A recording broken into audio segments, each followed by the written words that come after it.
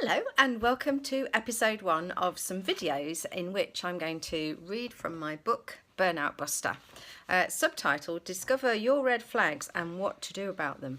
So you might, in the following series of videos, be able to spot your own red flags and know what to do about them so that you don't burn out or that you heal from the burnout that you're already experiencing. So I hope you'll find it useful, and I'll crack on with the first part of the very beginning of the book. And this particular red flag is one which is summed up by saying, it's okay, I love what I do. So you might work too hard, do too much, forget to take a break, because actually the work that you do takes all of your energy, but you absolutely are passionate to do it. So the curse of the passionate person, basically, whether you're an employee or an entrepreneur, a volunteer, or caring for someone you love, how on earth do you take time off from something that you enjoy so much?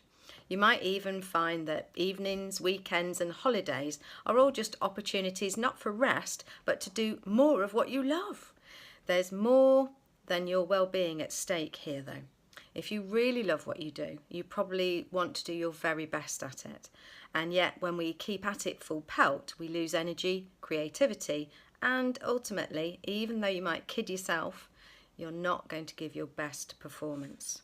And throughout the book, there's a smattering of true stories. And the one I'm going to share with you now is my friend Nigel Risner, who's also a fellow of the PSA along with me.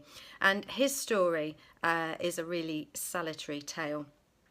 Loving what you do can mean you mask any feelings of not being well. Nigel, a speaking colleague of mine, spoke to me about his experience of burnout, a brain aneurysm, which appeared to come out of the blue.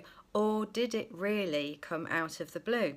Nigel is in his early 50s. His GP expressed concern at his high blood pressure, and Nigel set to and lost some weight. He got fitter. He felt much better. He told me, I love what I do. I don't need much downtime. He felt tired, but he kept putting that down to working hard. Oh, and he wasn't sleeping well. The little red flags were accumulating. People around him were worried, and he just kept saying, but I love what I do.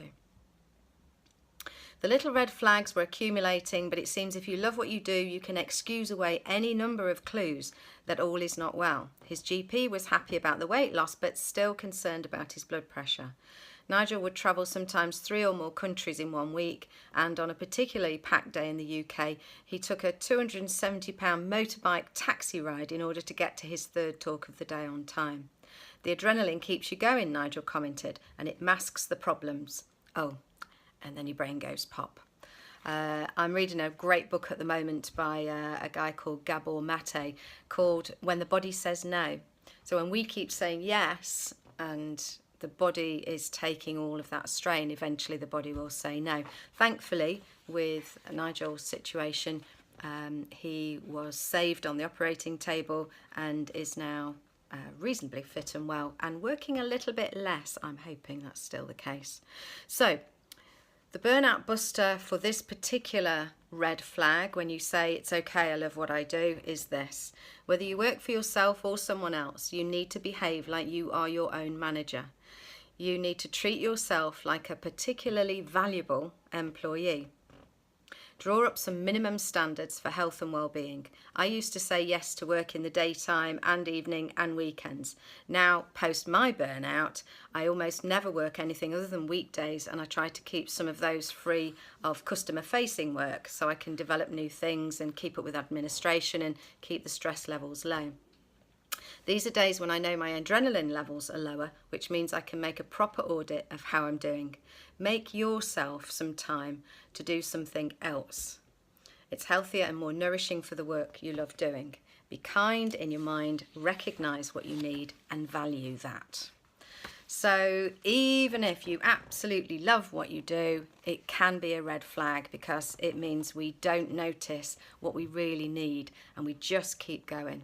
Remembering, of course, that the other thing that happens with adrenaline is that it messes about with your insulin levels and therefore your blood sugar levels, and so it messes with our appetite. It means that you may crave things that aren't very healthy for you, skip meals and then binge, or all kinds of things go a bit haywire.